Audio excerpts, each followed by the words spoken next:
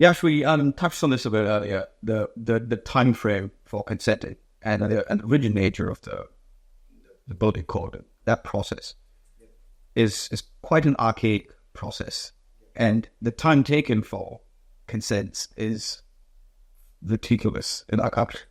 Yeah, because I did a little bit of an exercise, and I actually published this article on LinkedIn. I'm not sure if you've actually had a chance to look at it earlier, where I compared the amount of time it would take from paper, stayed in the ground, to project completion, we turning over return. You're really getting return on investment. Yeah, and for a block of hours. Yeah, and I went, okay, where can we save time on the critical path? Because it's literally what I do for a living. I do plan action, and literally, how can we use digitalization to enhance this process? We can go all around, and I managed to pull out about 6 months, and I said we could fast track this process by easily 6 months. Absolutely. So, do you believe it's quite the convoluted, rigid process? Absolutely. I mean, it's just for an instance, for a 4-lot or a 5-lot simple sub-residential development, which is our bread and butter, so we know exactly how to do it. We go through 6 or 7 engineers to approve it. From the council, yeah. So process is quite, you go through a resource consent process, you go through an EPA process, then you go through the building process. But at every stage, there is so much engagement and review that it ends up costing a lot of money. Great. And also not only the money and the delays, because there is bureaucratic issues that someone has gone on holiday, and suddenly the assessment is delayed for 2 weeks because nobody's going to pick up their phone on sitting in Fiji having their work or something, So that really pisses us off, because that has happened in multiple cases now where our consent is approved, but an engineer is sitting in Fiji, and we could just have to wait for him to enjoy his holidays, come back, and then he can just stamp the drawing and say, yep, all good to go. And that's down to the fact that it's so cumbersome that we kind of lose traction and the interest in the project as well. You're not the best person to tell me that. It's just crazy. Somebody else told me that on this podcast. Ben and Bay are from the Development Collective. Oh, really? Yeah, I know that. You know that? Yeah. I'll ask you the same question I asked them. Yeah. From paper, from when you commence to drawing, to spade in the ground, how long does it take you on average? I know you don't just spade in the ground, but you assist that entire getting spade in the ground. How long does that process take? Normally, it's 6 to 7 months easy. I mean, I prepare my clients that this is just purely a very basic timeline. Anything over is just expected. That's an average timeline. Absolutely. Worst case? Worst case is can go up to 1.5 years as well, depending on who you get. So it's crazy how your views are not very different to that of Bayard and Vince. Oh, really?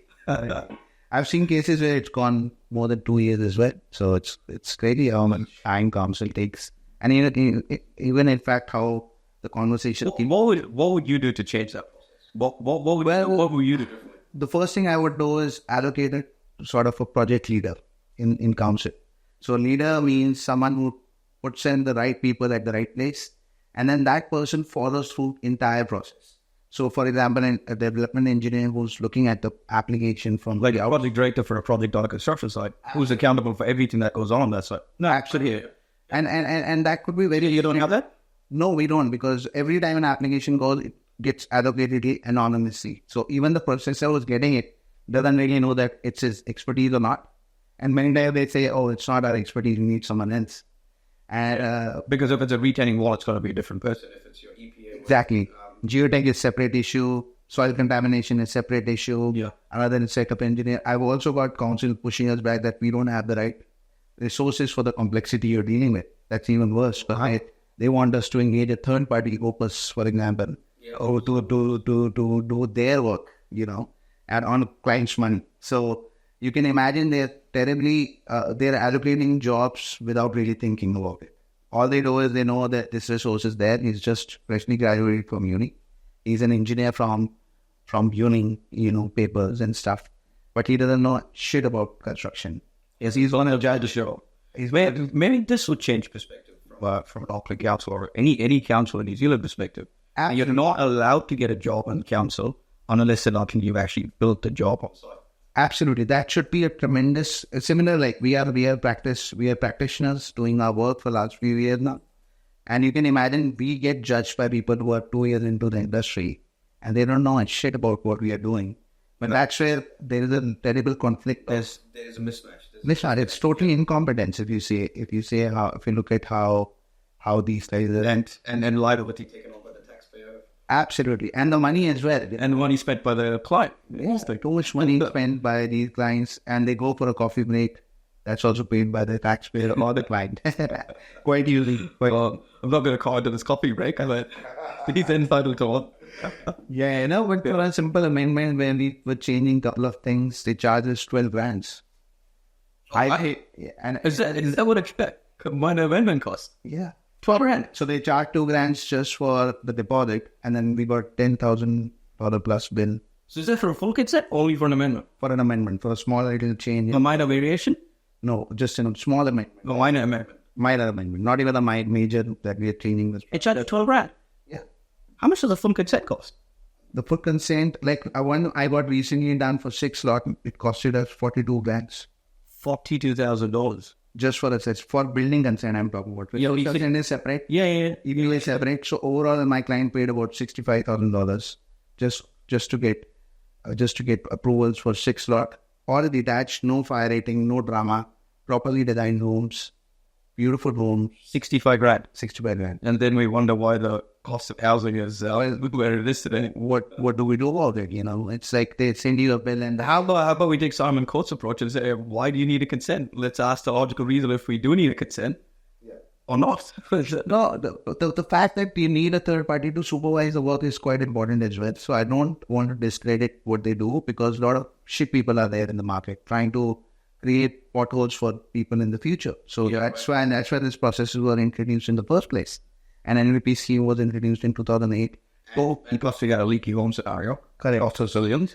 So then that scenario has, we've written that thing, and then we introduced the cavity system in the wall and all that stuff. Still our roofs are leaky because we are direct fixing the roof. So now leaky syndrome part 2 has started, whereby your roofs have started creating mold within the house. There's air trapped in that particular roof space.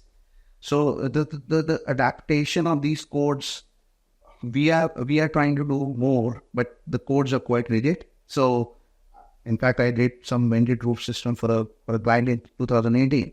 The council rejected it because they don't even know the system yet.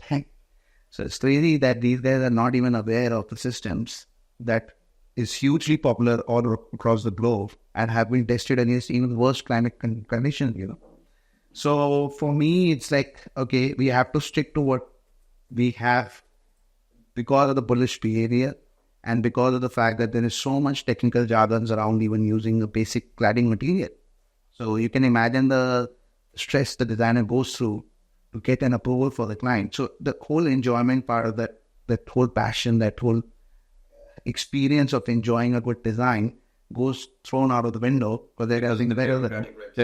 Absolutely. I hate it because we as designers we are happy souls, right? We are every day I get up with an excitement in my soul that, today, but then you get an shitty email from Comsit that this product is not a New Zealand made product.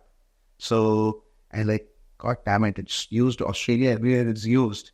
So I'm talking about this product that I'm using for a cladding system. And that product is super famous in Australia, being used in multiple places, and council rejected that particular material here. And like, you can't even trust us from Australia. In summary, we do need a building consent. But we don't need a building consent. We do need it, but we need to make it faster, smarter, better. And we need to, the main thing is adaptable. What I know is decentralization of the authority itself.